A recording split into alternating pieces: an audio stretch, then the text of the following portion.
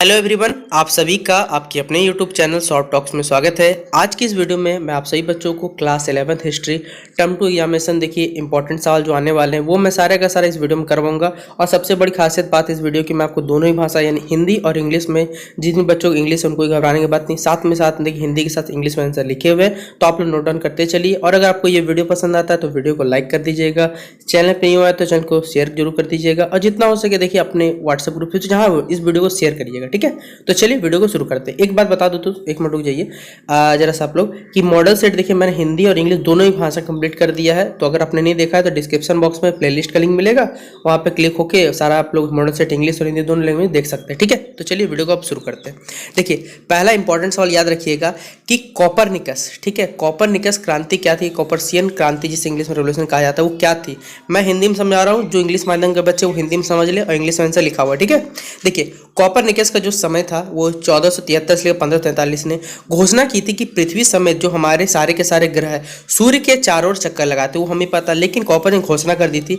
यह क्रांतिकारी क्या थी, विचारधारा थी, मतलब रेवोल्यूशनरी विचारधारा उनका थॉट था जो पूर्व की मान्यताओं के विपरीत है। ईसाइयों को देखिए यह विश्वास था कि पृथ्वी क्या हमारी स्थित है, लेकिन नहीं, कॉपरनिकस ने यह विचारधारा लाए थे कि पृथ्वी क्या है, पृथ्वी हमारे जितने पृथ्वी समय जितने भी हमारे ग्रह है, ठीक है, अभी 7 ग्रह टोटल 8 ग्रह है, वो सब सूरज का चक्कर लगाते हैं, जिसके चारों ओर क्या करिए खगोलीय ग्रह घूमते हैं। कॉपरनिकस के सिद्धांत के पश्चात केपलर, अपने अगर क्लास 10th में पढ़ा होगा तो केपलर का लॉ पढ़ा होगा, केपलर ने 1571 से 1630 ईस्वी में, और गैलीलियो ने भी इस सिद्धांत को क्या तथ्यों को सिद्ध किया कि हाँ ये जो बात बोली गई कॉपरनिकस के द्वारा ये सही है। ठीक है, और इंग्लिश में भी देखिए आंसर लिखा हुआ है, जो बच्चे इंग्लिश के वो लोग लिख लीजिएगा इंग्लिश में।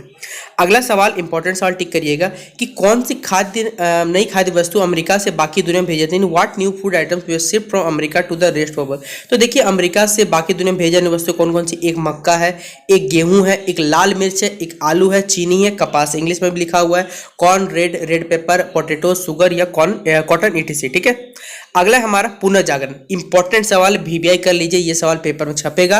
और 5 नंबर वाला सवाल है, याद रखिएगा कि पुनर्जागरण सर्वप्रथम इटली में शुरू हुआ, यानी जिसे आप कहते हैं रेनेसेंस कहते हैं, वो इटली में सबसे पहले क्यों हुआ था ये हमें बताना है। तो हिंदी में अब मैं समझा देता हूं आपको कि स्वतंत्र जो नगर इटली में, रोम हो गया, फ्लोरेंस हो गया तथा वेनिस हो गया, जैसे कई नगर सामंती नियंत्रण से क्या मुक्त थे और वाणिज्य तथा व्यापार के प्रसिद्ध के केंद्र थे। नगरों के स्वतंत्र वातावरण में विचारों को स्वतंत्रता जन्म दिया, राजाओं को संरक्षण इटली के शासकों ने दिया, और यूनानी तथा अन्य विद्वानों ने इटली में क्या किया, साहित्य और कला का धीरे धीरे प्रसार होना स्टार्ट हो गया।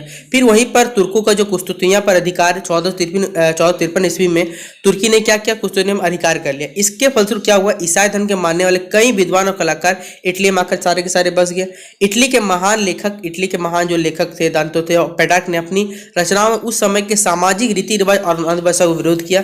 इटली के महान कलाकार जो Leonardo da Vinci, Michael Angelo और राफेल ने मूर्ति कला एवं संगीत कला का प्रोत्साहन किया, जिसके कारण क्या हुआ, इटली में सबसे पहले जो पुनर्जागरण था वो शुरू हुआ। और यही बात इंग्लिश में भी लिखी हुई है, आप सभी बच्चे जो इंग्लिश मीडियम के वो लिख लीजिएगा, नोट डाउन कर लीजिएगा। ठीक है, अगला सवाल है हमारा कि दक्षिण अमेरिका की खोज ने यूरोपीय उपनिवेश की, देखिए दक्षिण अफ्रीका खोज जरूर हुआ, लेकिन उसने यूरोपियन कॉलोनिज्म को क्यों किस प्रकार जन्म दिया ये हमें बताना है। ठीक है, देखिए तो यहाँ आप पढ़ सकते हैं कि यूरोप के देश विशेषकर जहाँ स्पेन हो गया, पुर्तगाल हो गया, सोने चांदी के लालची थे। ये आज का बात नहीं है, आपने हमारे इतिहास में जरूर पढ़ा होगा।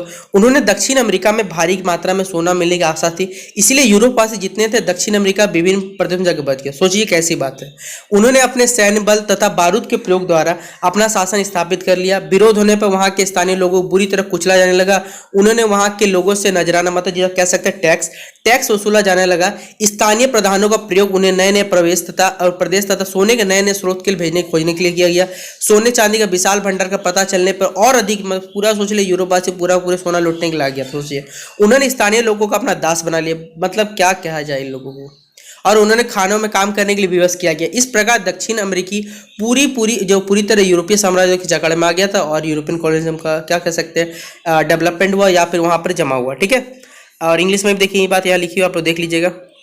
अगला ये सवाल 5 नंबर वाला सवाल है और इंपॉर्टेंट सवाल है, मार्क कर लीजिएगा कि नहर और रेलवे परिवहन के सापेक्षिक लाभ, देखिए मतलब ये दोनों क्या एक दूसरे रिलेटिव है, मतलब रिलेटिव मतलब क्या दोनों रिलेशन रखते हैं कि नहर और रेलवे परिवहन क्या क्या लाभ हो सकते हैं बताना है। तो देखिए यहाँ लिखा हुआ है कि प्रारंभ में नहरें कोयले को शहर तक ले जाने के लिए बनाई गई। इसका कारण यह था कि कोयले के उसके परिणाम और भार के कारण खुले तौर पर सड़क से ले जाने में बहुत समय लगता था, सही बात है। और उस पर खर्च भी क्या लगता था, बहुत ज़्यादा लगता था, जबकि नावों से भर कर नहर के रास्ते से ले जाते थे और खर्च दोनों ही क्या लग, समय भी पहले जाने में समय कम लगता था और खर्च दोनों ही कम लगते थे।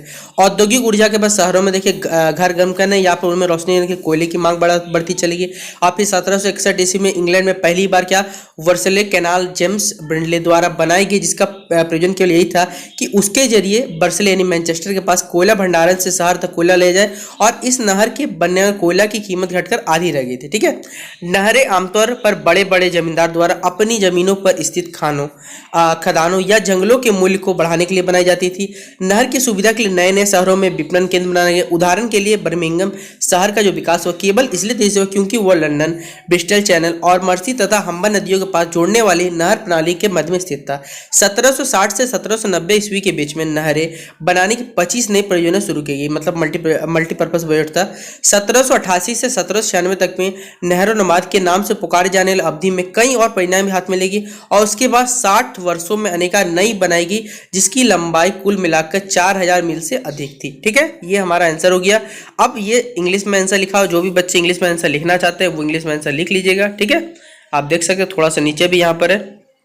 ठीक है, अगला सवाल है हमारा, देखिए पढ़िएगा कि इंका राज्य की इंका सभ्यता की राजधानी क्या थी। तो याद रखिएगा, आपको याद हो कुजुको क्या थी, इंका सभ्यता की राजधानी थी। इंग्लिश में आप लिख सकते हैं कि the capital of the Inca civilization, इनका होगा वहाँ पैरेंट छूटा हुआ है। ठीक है, आंसर मैं पहले बता देता हूँ, तब ठीक कर लीजिएगा, वाज कुजुको। ठीक है, फिर अगला सवाल है ब्रिटेन में जो प्रथम औद्योगिक क्रांति हुई थी वो कब हुई थी बताना है। तो याद रखिएगा, ब्रिटेन में जो प्रथम औद्योगिक क्रांति हुई थी 1780 से 1850 ईस्वी के बीच में हुई थी। ठीक है, अगला है हमारा पुनर्जागरण के उदय और विकास, यानी देखिए दोनों ही बताने राइज और डेवलपमेंट ऑफ द रेनेसेंस।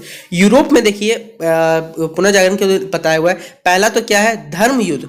नवीन ज्ञान का मार्ग दिखाने में मध्यकालीन में लड़े गए धर्म युद्धों ने विशेष भूमिका निभाई। यह धर्म युद्ध यानी जिसे क्रूसेड कहा जाता है, तुर्कों के यरूशलेम को स्वतंत्र कराने के लिए ईसाइयों के सामाजिक, आर्थिक तथा बौद्धिक पक्षों पर गहरा प्रभाव पड़ा। फिर धर्म के सुधार कुछ किए, जैसे धर्म सुधार आंदोलन की लहर में अनेक विद्वानों ने चर्च के अधिकारों को चुनौती दी।